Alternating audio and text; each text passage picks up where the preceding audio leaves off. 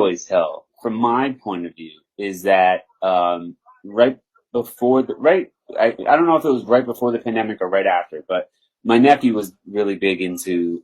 watching wrestling and WWE, whatever. And he kept asking to go to an event because he knew, or a live event because he knew that I used to go as a kid, and I would go to the Dunkin' Donuts Center in Providence, and I would just like wait outside and like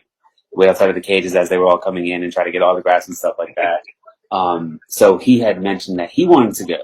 So in 2020, when we took on this undertaking, it was definitely something that I think we both thought we were going to get through quicker than we had. Granted, we've gotten through a lot, but I mean, for me, it was,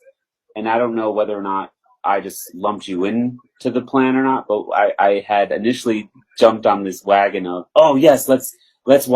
catch up completely, because if I'm I'm not going to take my nephew to an event where I have no freaking idea who is who, what's going on. Like I had no idea who anybody was. So when I don't know who actually proposed it at this point, but one of us had said something about catching up, and I was like, oh yeah, that'd be perfect, because then once we catch up, we can take him to an event and we know what's going on. We'd get a kick out of it because we